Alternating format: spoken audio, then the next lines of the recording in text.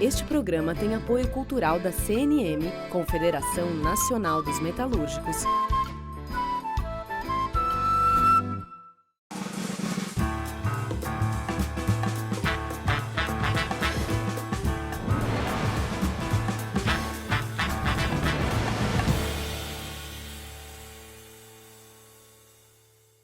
Olá, começa agora mais um Entrevistas, ainda infelizmente com o entrevistado na casa dele e o entrevistador na minha casa, porque você sabe, a nova variante da pandemia, a tal da Omicron, está matando quase 1.000 brasileiros por dia.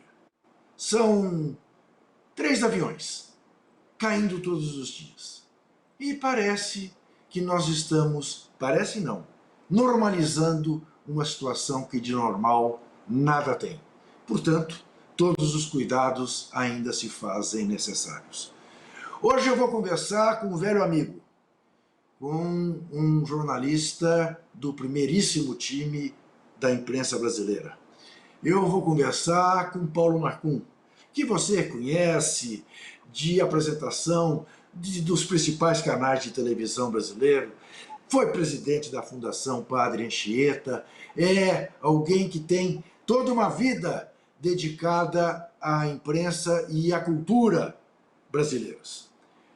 Paulo Marcum, entre outros livros, lançou, anos atrás, O Sapo e o Príncipe, personagens, fatos e fábulas do Brasil contemporâneo. Na capa, Lula e Fernando Henrique. Você escolha quem é o sapo, quem é o príncipe. Lançou também uma espetacular biografia de Anita Garibaldi, uma heroína brasileira. Um livro seminal, Meu Querido Vlado. E está lançando agora, pela Companhia das Letras, Recurso Final, a investigação da Polícia Federal que levou ao suicídio de um reitor em Santa Catarina. Trata-se do caso do reitor Luiz Carlos Cancellier de Olívio, que suicidou-se num shopping em Florianópolis, vítima de uma operação policial / judiciária, filhote da Operação Lava Jato. Eu vou querer, Marcum, que você comece fazendo um resumo do que vamos tratar, do que é este seu livro e do que aconteceu com o reitor Cancellier. Muito obrigado por dedicar uma hora do seu tempo à TVT. Imagine, eu que agradeço aí a gentileza, Juca.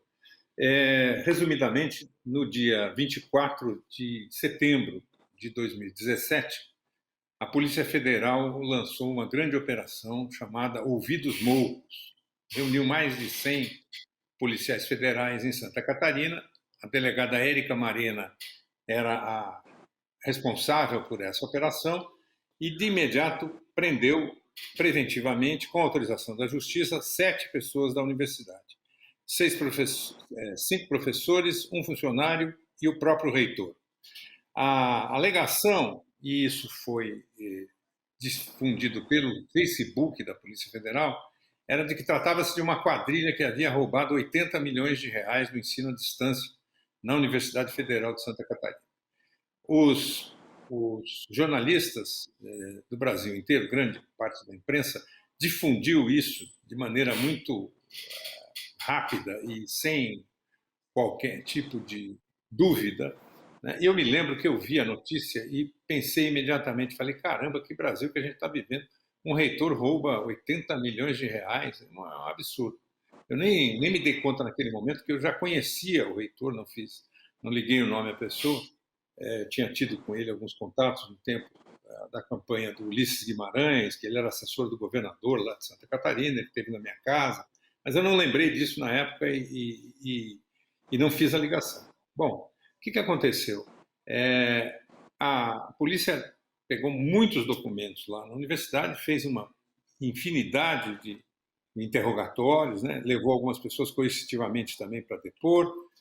O reitor e os outros 6 ficaram 24 horas ou mais na prisão, mas foram submetidos a todo tipo de humilhação, né? Aquelas que os presos normalmente são submetidos.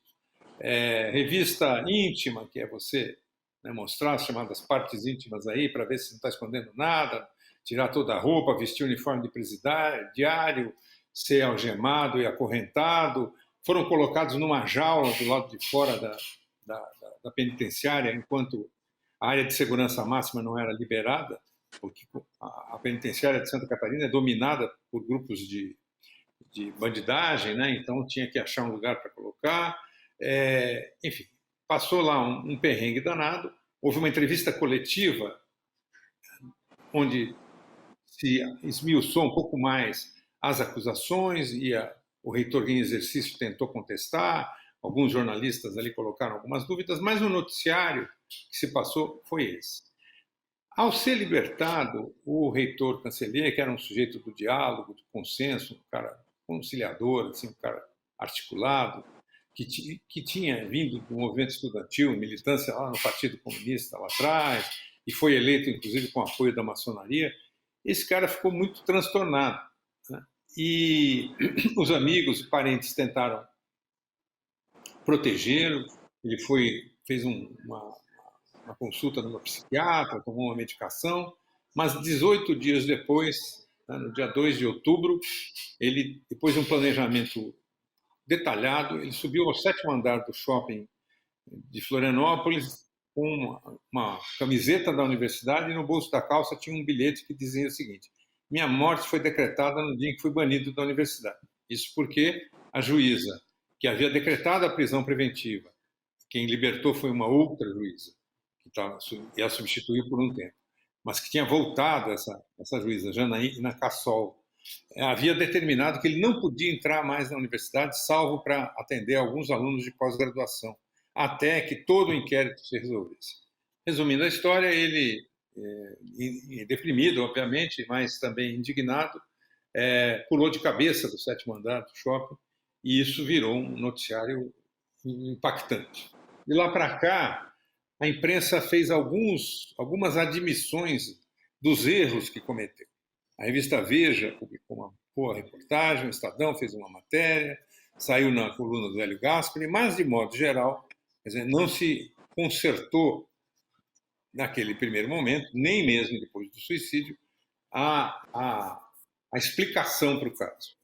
Um ano depois da morte do reitor, eu resolvi investigar essa história, não para fazer um panfleto, um libelo, nada disso, para defender nenhuma tese e tal, mas para entender o que aconteceu ali.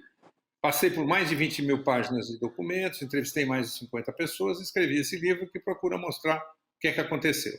Resumo do que aconteceu na minha visão, parte disso não está escrito no livro, é que foi uma aliança ali de picuinhas internas da política universitária, uma disputa política, gambiarras que alguns professores fizeram que são administrativamente discutíveis, mas, acima disso tudo, o clima que o Brasil vivia, que era da Operação Lava Jato, e que agora, depois do livro estar pronto, ficou muito comprovado em novas revelações da Vaza Jato, pelo Intercept, de conversas entre a Érica Marena, a delegada que comandava o inquérito, e o Deltan Dallagnol, procurador, que ela dizia o seguinte, que ela tinha que fazer uma lava-jato na educação, porque era ali que o PT e tal estava tomando dinheiro para enriquecer as pessoas e tal.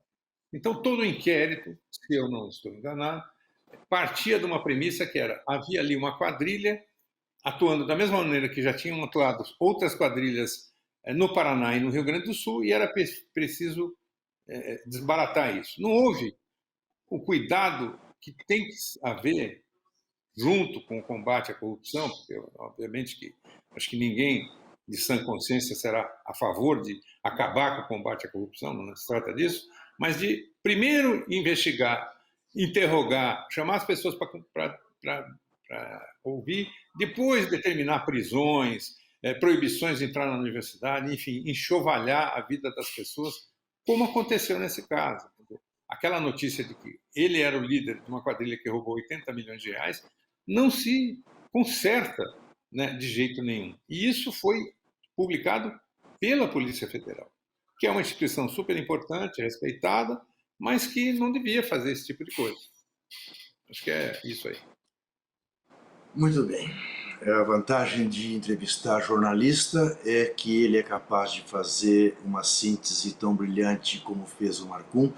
Eu quero dizer a quem nos vê que eu li o livro e fiquei apaixonado pelo livro exatamente pela seriedade.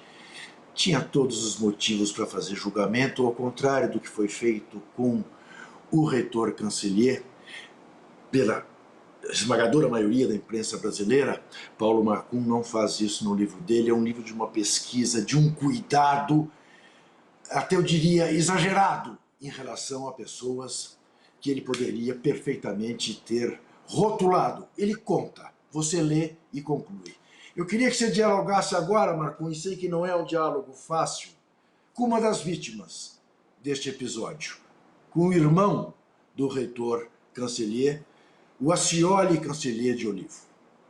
Sou Accioli Cancellier de Olivo, irmão do reitor Cancellier. Saúdo aos telespectadores do Entrevistas, saúdo o Juca Kfouri e minha saudação especial e um abraço fraterno no Paulo Marcum, amigo que ganhei na tragédia que nos levou o reitor Cancellier. Esse é o livro Recurso Final. Marcum, através de um minucioso e exaustivo trabalho de investigação jornalística, mostrou como disputas acadêmicas foram transformadas por um corregedor em um escândalo que pretendia abalar as estruturas da Universidade Federal de Santa Catarina. Auxiliado por uma denúncia anônima, realmente causou enorme perturbação, não só na Universidade Federal de Santa Catarina, matou um professor e, passados quase 4 anos, o assunto não foi esquecido pela sociedade. O papel de Marcum, e o meu em especial, é de não deixar cair no esquecimento a injustiça que resultou na morte do meu irmão Cal. Recentemente, Rafael Moro Martini, do Intercept, revelou diálogos entre Deltan Dallagnol e a delegada Érica Marena, mostrando, além da insensibilidade de agentes públicos frente à dor da família, uma arrogância e soberba que herdaram de Sérgio Moro, assim como a Operação Ouvidos Moucos, herdeira da Lava Jato. Pergunto ao Marcum: você acredita que o Estado algum dia vai reconhecer que errou com o reitor Cancellier? Ou pelo menos pedir desculpas? Muito obrigado. Bom, o Accioli falou tudo, realmente a gente ficou muito próximo aí, eu conheci quando eu entrevistei para o livro, né? E respondendo à pergunta, eu acho o seguinte, eu espero que sim, quer dizer, talvez a gente não esteja aqui para acompanhar, para ver, né? Mas deveria fazer. O que aconteceu até agora foi uma investigação interna da Polícia Federal que isentou a delegada Érica Marena de qualquer atitude imprópria na investigação da PF, e o processo segue na Justiça com a mesma juíza que não tomou ainda uma decisão nem na primeira instância sobre os acusados. Na Corregedoria Geral da União, na CGU, e na Controladoria Geral da União, na CGU e no Tribunal de Contas, o que tem havido é uma espécie de emagrecimento das acusações, perderam muito significado e hoje se fala em 400 mil, 500 mil reais de irregularidades e alguns professores que foram acusados, né, todas as acusações foram eliminadas no processo, né? Mas não houve até o momento nenhum pedido de desculpas por parte do Estado, deveria haver. Houve a denominação de uma lei que controla o abuso de autoridade como Lei Cancellier, né? E algumas admissões por parte da imprensa de que nós, jornalistas, agimos incorretamente nesse caso, como em tantos outros, por conta de que eu chamo de uma espécie de parceria público-privada, que é a das autoridades, ou de segmentos das autoridades, com setores da imprensa, em que essas autoridades oferecem informações e nós compramos isso como se fosse o fato sem investigar, sem examinar. Isso já mudou mais recentemente, no caso, por exemplo, de uma investigação que envolveu os irmãos Gomes, Cid e Ciro Gomes. A imprensa já imediatamente tomou o cuidado de ouvir o outro lado, né, naquele momento já das operações da Polícia Federal. Isso é complicado, porque a disseminação de informação ela é controlada, né? Você não tem acesso naquele momento ao que está sendo investigado sob o argumento que se justifica de que é necessário preservar. Oi. Marco, infelizmente, você foi protagonista de violência semelhante no período da ditadura militar, quando esteve preso, e é protagonista do episódio que levou ao assassinato de Vladimir Herzog. E fez, a esse respeito, esse belíssimo livro, Meu Querido Vlado. Você encontra paralelos entre essas duas situações, embora uma numa democracia? Sim, pior que sim, né? Eu acho que o mais grave desse episódio do Cancellier, né, e de outros da época é que as prisões não foram sequestros como as sofridas por quem foi preso em 75, como eu, como o Vlado, tantos outros.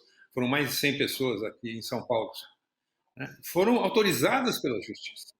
Né? Houve um pedido da Polícia Federal, do Ministério Público, e a Justiça autorizou. Né? Até 2018, né, havia uma liberdade de ação, isso reduzido por uma decisão do Supremo, uma liberdade de ação nas prisões temporárias, iniciais e tal, muito complicada. Né? E o que eu acho que houve também, num certo sentido, é essa história. No caso do Vlado, o governo do general Geisel, a ditadura, né, da época, implantou um inquérito policial militar, mas o inquérito era para investigar as circunstâncias do suicídio de Vladimir Herzog. Não era da morte, era do suicídio. E assim constatou, apesar de tanta gente lá dizer que todo mundo era torturado, que não usava um cinto, que usava um uniforme, que colegas dele, como o Rodolfo Konder e o Duque Estrada, dizendo que tinham ouvido ele gritar e tal. Apesar de tudo isso, que nada ficou registrado no inquérito, a conclusão foi, sim, foi um suicídio.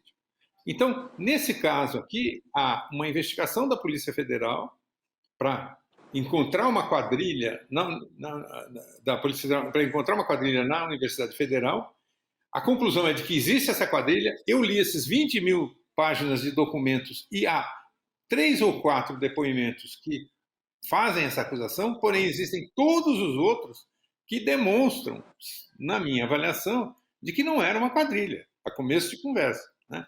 De que havia ali um ajeito, ali um aceito, uma maneira de receber bolsas e tal, que não é protocolar, digamos assim, mas chamar isso de quadrilha é um exagero. Mas pior, o argumento da Polícia Federal foi aceito pelo Ministério Público, que não mudou uma vírgula para denunciar as pessoas, e foi aceito pela juíza, que aceitou a denúncia. E estão sendo julgados e processados essas pessoas. E o que era não se apagou a situação do reitor.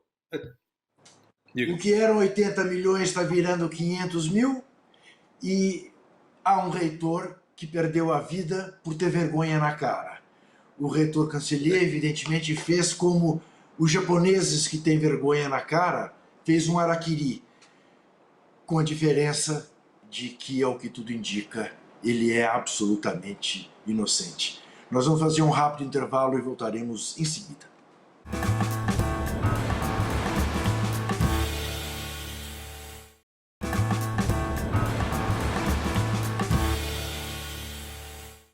Eu converso com o jornalista Paulo Marcum, que está lançando pela Companhia das Letras Recurso Final, a investigação da Polícia Federal que levou ao suicídio de um reitor em Santa Catarina, o reitor Cancellier. É bom a gente lembrar que, no caso Vladimir Herzog, um corajoso juiz, jovem juiz em início de carreira, conseguiu levar à condenação do Estado brasileiro. E que anos depois, outro dia mesmo, não faz muito tempo, houve o reconhecimento do Estado brasileiro do assassinato de Vladimir Herzog e a mudança no atestado de óbito do jornalista Vladimir Herzog. Marcum diz que não sabe se estaremos vivos para ver a recuperação do nome do reitor-canceler. Eu diria que lutaremos enquanto vivos para que isso aconteça. E eu queria que agora Marcum respondesse à vice-presidenta da UNE, a Júlia Aguiar. Queria começar saudando o Juca, também o Paulo, e agradecer por esse espaço para que os estudantes possam também falar um pouco, interagir sobre esse processo tão duro que aconteceu através da morte ocasionada por um suicídio do reitor da Universidade Federal de Santa Catarina. A gente sabe que esse processo foi um processo que contou com a perseguição bastante efetiva, né, dos órgãos do Estado, inclusive através do processo da Lava Jato, que está totalmente também combinado com o momento político que a gente estava passando no Brasil. O ano de 2017 foi logo depois de 2016, em que a gente tem um impeachment da presidenta Dilma Rousseff, em que a gente teve em diversas universidades federais e estaduais o cerceamento do livre pensar, o cancelamento de cursos sobre o processo político que estava acontecendo no Brasil. Então, de certa forma, para nós estudantes também, esse processo foi e pode ser denominado como uma perseguição à autonomia universitária.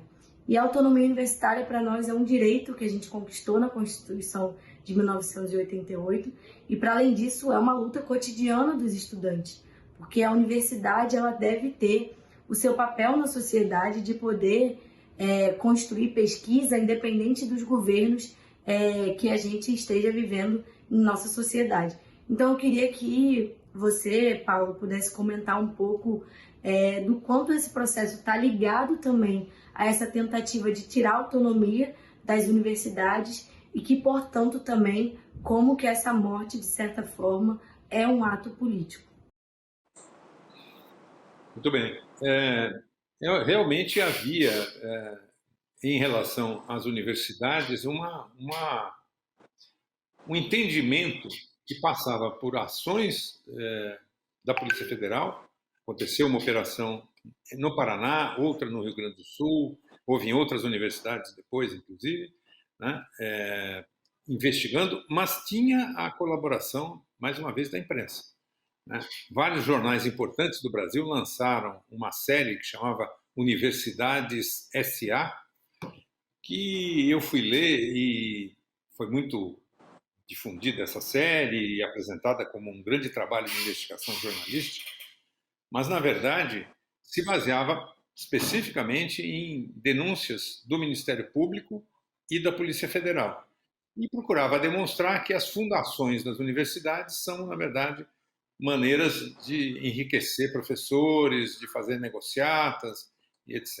Há, inclusive, no livro, um depoimento de um diretor da instituição que reúne esses institutos de pesquisa, né, que são uma forma da universidade de tentar ser mais ágil e mais efetiva. Então, eu concordo plenamente que havia esse clima e, o que é pior, nesse caso específico, vamos dizer assim, o cerco às universidades ele só se agravou. Né? Ele não é mais, vamos dizer assim, pelo menos não foi tão... Tantas vezes, novamente, apareceram operações da Polícia Federal, elas não acabaram, mas diminuíram. Mas, da parte do governo federal, do Ministério da Educação, a gente sabe qual é o entendimento que o atual governo tem da universidade.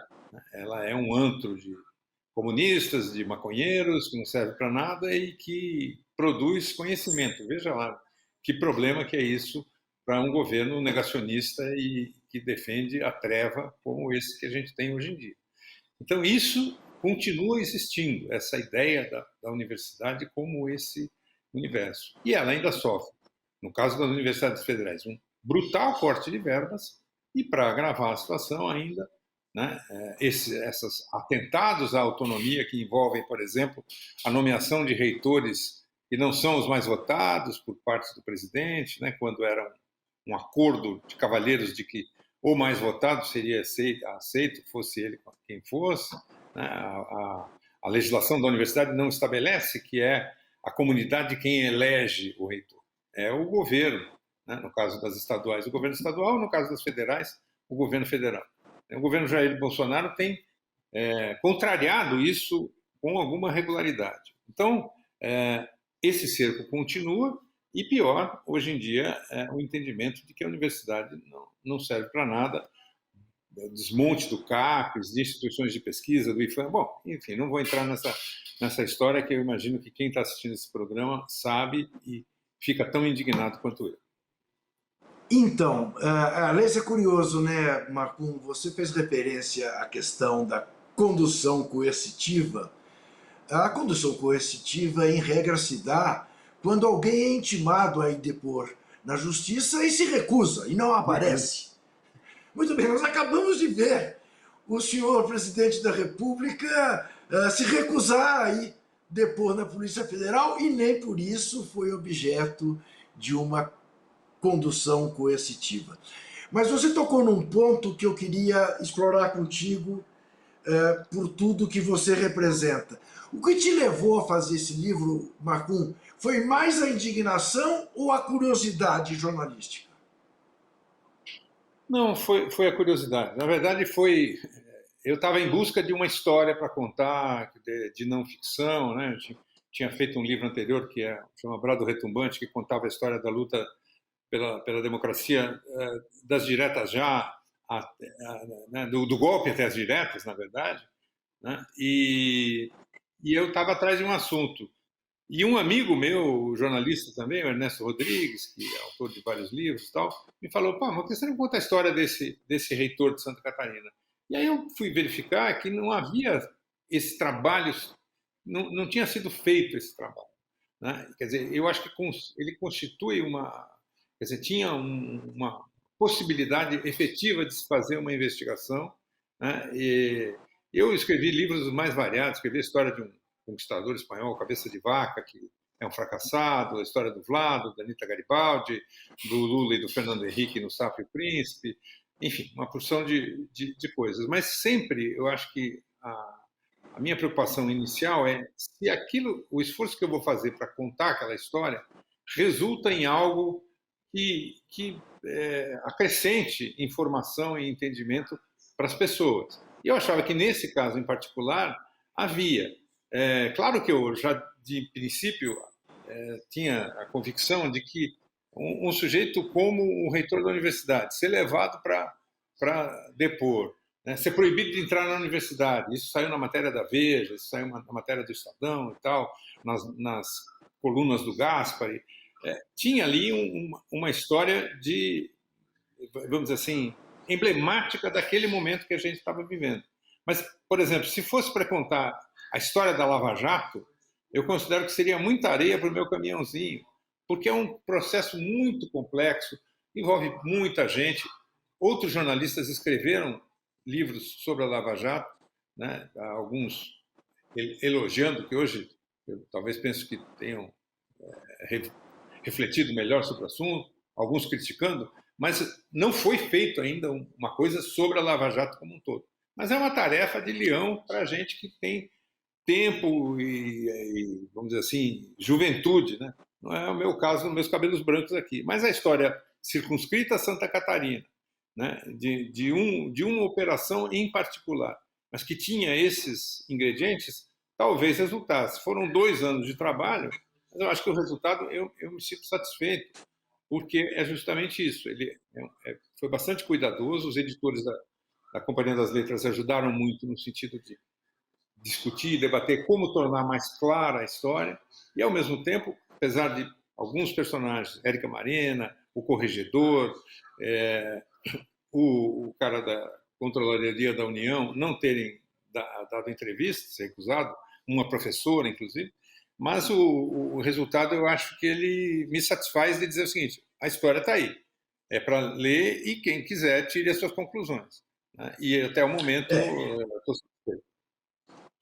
E não deixa de ser sintomático, né, que o corregedor, que a delegada tenham se recusado a te dar uma entrevista. Eu queria explorar isso um pouco mais, porque a juíza Janina Cassol acabou se manifestando, né? E lá está registrado no livro. Ela disse não ter nenhum arrependimento, que ela acha que ela fez tudo com correção. Até agora não deu o passo seguinte. Não. Se você tiver que fazer uma aposta, Marcum, você aposta que ela fará, de alguma maneira, uma autocrítica na continuidade desse processo? É uma aposta, quer dizer, pura de bola de cristal, né?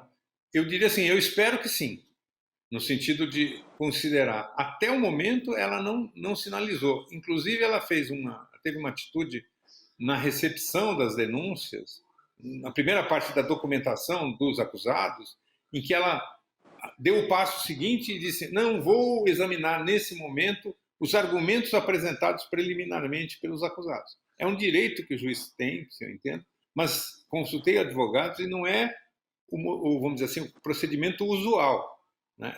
Ela não se manifestou. Então eu espero que sim, mas vai saber, né? Na entrevista que ela muito gentilmente concedeu e que foi muito assertiva, assim, ela diz isso que você falou, quer dizer, ela não acha que fez nada errado, e mais, ela diz que a questão de proibir o reitor de entrar na universidade, ela proibiu porque achava que tinha que proibir, mas nenhum advogado do reitor contestou isso, né, que poderia ter contestado, né, e naquele momento, então ela meio que se limita a dizer, eu me ative aos autos, etc. e tal. Mas ela, no primeiro momento, ela, vamos dizer assim, validou as acusações formuladas pela Polícia Federal e pelo Ministério Público. Em relação ao corregedor, fica muito claro, corregedor Rodolfo Riquel do Prado, que havia ali uma inimizade com o reitor, eventualmente uma disputa interna dentro da universidade, Marco? Sim, entre outras coisas, agravada pelo fato de que esse corregedor, uma jornalista do Jornalistas Livres, lá de Santa Catarina, puxou a ficha desse corregedor e fez o trabalho que os colegas da grande imprensa não fizeram, né? Ela fez lá como militância, assim, né? E numa prova adicional de que como a nossa imprensa vive hoje um momento difícil, né? Porque a reportagem está desaparecendo praticamente. Mas ele também tinha sido prejudicado por conta de uma modificação na sua gratificação salarial, né? E ele, de alguma forma, dá a impressão, pelos atos e declarações, ele falou para um estudante de jornalismo lá da Universidade Federal, que cedeu parte da entrevista, fez um TCC, mas para mim aceitou falar, depois recusou, e dá a impressão de que ele queria criar um caso grande, entendeu? E ele faz toda uma manobra, ele faz um inquérito sigiloso, esconde os resultados do reitor. Quando o reitor decide avocar para a reitoria a investigação sobre essa área do ensino à distância, ele se recusa, pressiona a CGU, né? Ele vai... Há um fato curioso que é o reitor em exercício, quando foi participar da entrevista coletiva no dia das prisões na Polícia Federal de Santa Catarina, encontra na recepção esse corregedor indignado porque ele queria ir lá e acompanhar as coisas e não deixar, né? Então, há indicativos de que, vamos dizer assim, ele não tinha nenhuma serenidade para atuar como corregedor, né? E isso complicou o processo fortemente também. Muito bem, nós vamos fazer mais um rápido intervalo e voltaremos em seguida com Paulo Marcum.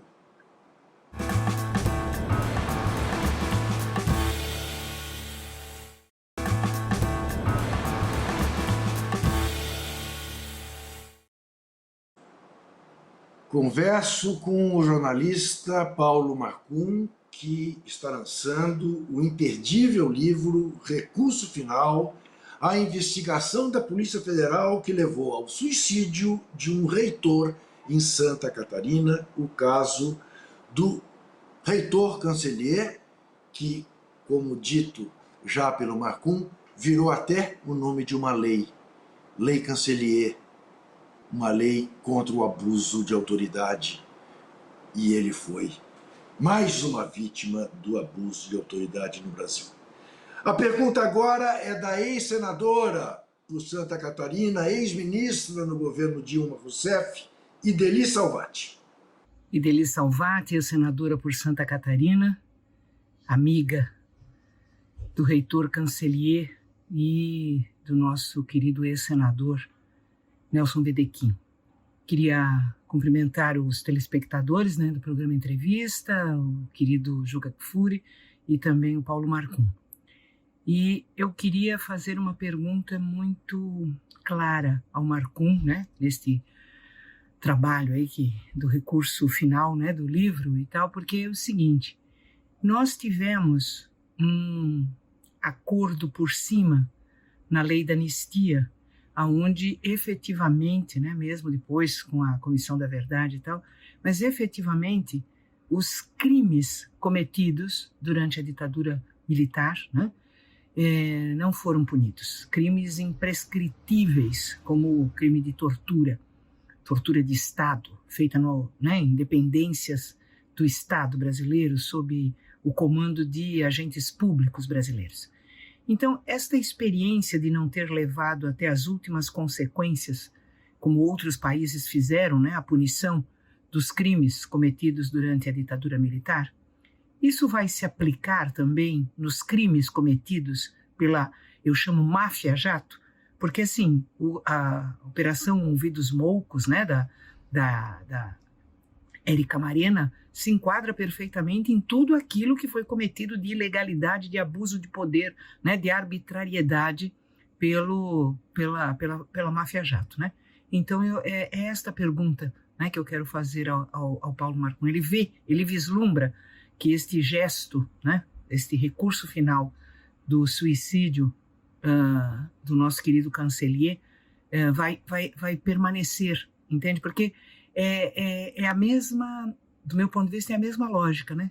Para que não se esqueça, para que nunca mais aconteça. Então é essa pergunta, este paralelo aí com as questões mal resolvidas, né, da nossa ditadura militar. Eu acho que o Juca já tinha dado a resposta ali, que eu acho assim, vai depender da nossa coletiva batalha para que isso aconteça, né? Eu acho que assim, não esquecer o assunto é muito importante, né? Em segundo lugar, vamos dizer assim, afinar os mecanismos de garantia dos direitos das pessoas sem novamente, quer dizer, porque o debate fica de um jeito que, se a gente fala isso, parece que, não, então você está dizendo que, ok, pode ser corrupto, pode roubar, não se trata disso. O que se trata é de que, neste processo que se iniciou lá, até mesmo antes da Lava Jato, de politização em certos setores do Judiciário e do Ministério Público, né, e da Polícia Federal, o que acontece é que você não tem freio para as ações e decisões. Ele tem toda a razão de comparar isso com a questão da anistia. Eu fui, durante muito tempo, integrante do Conselho do Instituto Vladimir Herzog. No Instituto Vladimir Herzog tem uma luta para que essa questão aconteça um dia, que esses crimes imprescritíveis sejam punidos, né? Porque o debate que se coloca hoje é, não, mas a anistia passou uma régua em cima disso, então acabou o assunto.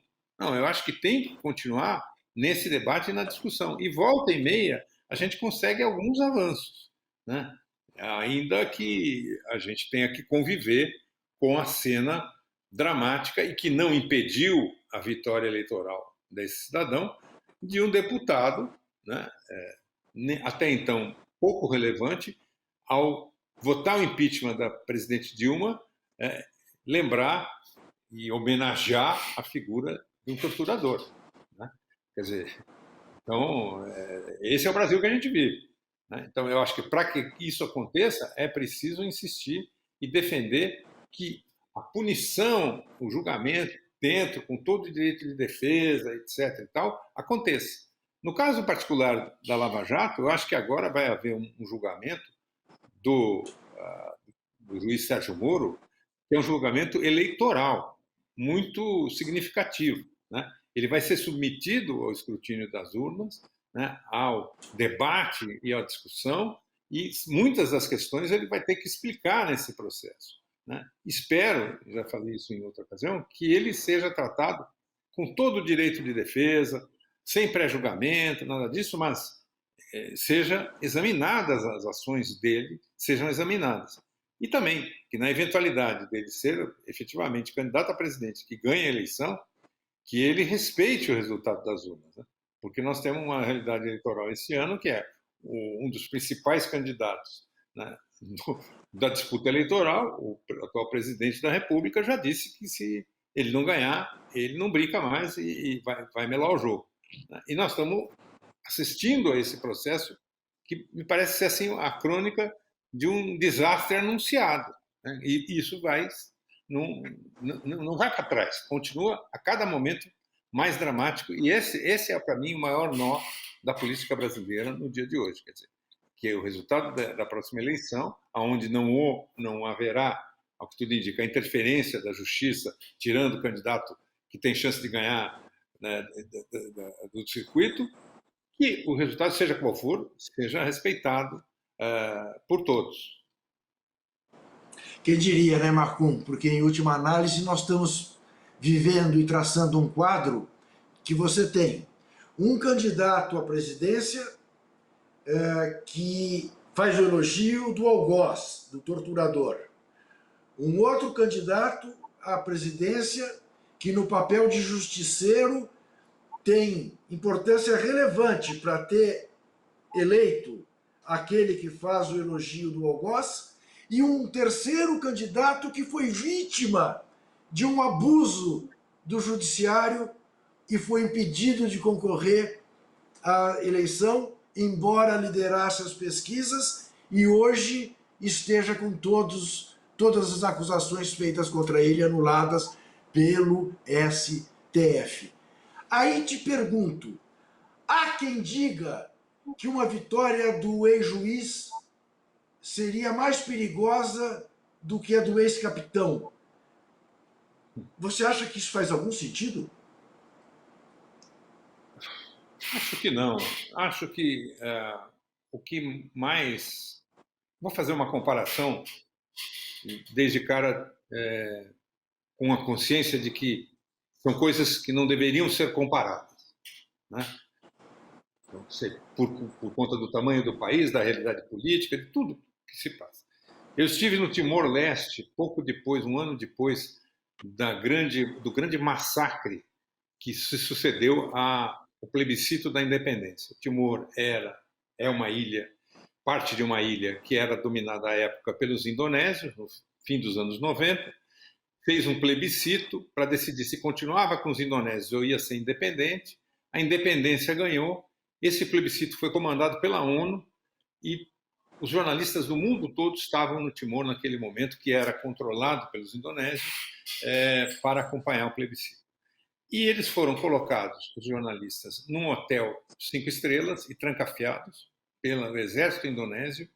E logo depois do resultado eleitoral ter sido anunciado de que a independência havia ganho, que os indonésios tinham que deixar o país, o exército indonésio liberou as milícias timorenses, gente comum das ruas, né, armados de todo jeito, mal armados, inclusive, com machetes, mas não tinha nem arma de fogo. E esses caras, essas milícias, destruíram o país, mataram mais de 20 mil pessoas e demoliram, literalmente, incendiaram todos os prédios públicos do Timor. Claro que eu estou falando, insisto, né, o Brasil é uma coisa, o Timor é outra. Mas o que me preocupa nesse cenário em que a gente está vivendo é que algo semelhante pudesse acontecer no Brasil, né? Ou seja, que milícias liberadas, ou que até mesmo setores não militares, mas da PM, etc., tenham liberdade de ação se e quando o resultado eleitoral for desfavorável ao atual presidente. Isso é inadmissível, é um crime muito brutal, as autoridades não vão deixar, as instituições certamente não vão aceitar, mas eu não me sai da cabeça uma possibilidade dessas. Então, nesse sentido, eu acho que isso não aconteceria, na hipótese, eu acho, de uma vitória do Sérgio Moro, né? Ou de uma derrota do Sérgio Moro, melhor dizendo. Então, insisto, não é a mesma coisa, não tem nada a ver uma coisa com a outra, mas o fato é que nós vivemos um país em que o número de pessoas armadas cresce a cada dia.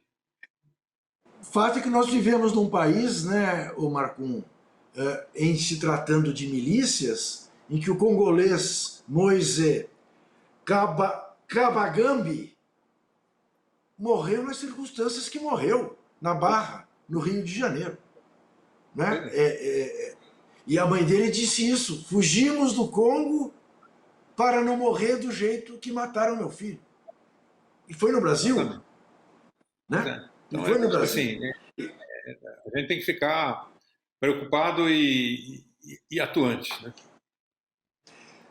Marcum, são 23 os indiciados neste processo da Universidade de Santa Catarina? Creio que sim. Sim. E em relação a nenhum deles há qualquer conclusão até agora? Não, conclusão não. A juíza não avançou, ela estava recebendo os documentos de todos eles, né? E eles são de grupos diferentes. Alguns estão envolvidos, entre aspas, em questões de se a contratação de uma empresa de transporte foi correta ou não foi correta, outros a questão de bolsas, né? É uma mistura de coisas, né? E nessa confusão toda, pelo que eu olhei, é essa coisa. Não se configura uma estrutura de quadrilha em que tem fulano e ciclano que comandam e os outros que são laranjas, né, ou que atuam complementarmente, nada disso. Quer dizer, tinha ali coisas que estão, irregularidades que poderiam ser resolvidas certamente com inquéritos internos ou mesmo externos, mas sem o estardalhaço que foi feito nesse caso, que tem a ver com o clima que a gente vivia no Brasil. Esse é o ponto. Tá. Marcum, primeiro eu queria fazer uma justiça, eu sei que você vai concordar, porque eu, ao citar o juiz que condenou o Estado brasileiro, no caso Vladimir Herzog, deixei de citar o nome do então jovem juiz Márcio José de Moraes. Márcio José de Moraes frequentemente é esquecido. A gente lembra sempre de Dom Paulo Evaristo Arnes, do cardeal, do reverendo Wright, do rabino Henri Sobel, de Audálio Dantas, de Fernando Pacheco Jordão, todos com toda a justiça. Mas eu faço questão sempre de lembrar o nome do juiz Márcio José de Moraes pelo papel que teve. E não posso ter você aqui e dar uma guinada na nossa conversa, em sendo você também hoje um morador de Portugal, que você me conte o tamanho da bobagem que fez a esquerda mais pura nessas últimas eleições em Portugal, que acabaram dando maioria ao PS, o Partido Socialista de Portugal, que tinha sido de alguma maneira sabotado pelo Partido Comunista, enfim, pela esquerda mais tradicional. Que leitura você faz do que houve em Portugal? Então, bom, eu acompanhei à distância, porque já estava aqui no Brasil, o processo eleitoral, mas quando o Partido Comunista e o Bloco de Esquerda, quer dizer, a esquerda chumbou, como eles chamam lá, o orçamento, quer dizer, decidiu não votar o orçamento, o passo seguinte era previsível, e foi o que aconteceu. O processo político português é muito diferente do nosso, o parlamentarismo, a estrutura de partidos diferentes, tudo é muito mais organizado, num certo sentido, mas não funciona do mesmo jeito que a gente. Então, o presidente da República, que é eleito numa outra eleição e que é da centro-direita, determinou, como seria inevitável, a antecipação das eleições gerais para a Câmara dos Deputados, que elege o primeiro-ministro, né, que faz o governo. Né? E nesse processo, as pesquisas, os analistas, a mídia, tudo estava dando de bandeja que é o seguinte: o que ia acontecer era, no limite, um empate entre a centro-direita e a centro-esquerda, coisa que a comparação não é boa, mas é como se fosse PT e PSDB mais ou menos daqui, né? Não é bem assim, o PSD e o Partido Socialista, e que nessa confusão eles iam ou ter que fazer um governo de centro-direita, né? A centro-esquerda se alinhar com a centro-direita e ia acabar a coisa. Mas o que aconteceu efetivamente foi isso: maioria absoluta do Partido Socialista, ou seja, os eleitores foram mais sensatos e disseram: bom, nós não vamos correr o risco de mudar um governo que está funcionando.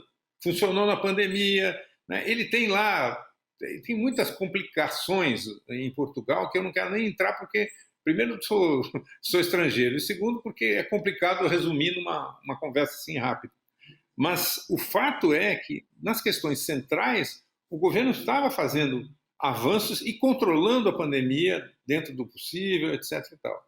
Aí chega, por questões ideológicas, o Partido Comunista e o Bloco de Esquerda, quer dizer, as duas forças de esquerda, que estavam numa determinada posição secundária mais importante dentro desse jogo, jogam tudo para fora apostando em novas eleições. Por que eles iam imaginar? Que não ia ter novas eleições? Não, ia ter. Resultado, diminuíram de tamanho, a extrema-direita cresceu muito, tá certo? A centro-direita não avançou e o Partido Socialista teve maioria absoluta, pode governar sozinho se quiser agora. O atual primeiro-ministro, né, que talvez seja reconduzido, o Antônio Costa, já disse que não quer governar sozinho, que vai conversar com todo mundo. Mas a articulação que existia da esquerda com da centro-esquerda com a esquerda parece que melou, entendeu? Então, de um lado é se comemorar a estabilidade a geringonça foi para o brejo. A geringonça foi para o saco. É isso, né? A geringonça foi para o saco. Paulo Macum, te agradeço muitíssimo por essa entrevista. Meus parabéns pelo seu livro. Seu livro desperta a chamada boa inveja num velho jornalista como eu. Parabéns mesmo, de fato. Eu recomendo muito. Não deixem de ler o livro de Paulo Macum. Você que nos acompanha sabe que quinta-feira que vem, 9h30 da noite, aqui no canal aberto da TVT, canal 44.1, estaremos de volta. No YouTube, a qualquer hora. Na TVE da Bahia, às terças-feiras, 9h30 da noite. Lembrando sempre, e o exemplo do livro do Macum é mais um exemplo: desesperar jamais. Este programa tem apoio cultural da CNM, Confederação Nacional dos Metalúrgicos.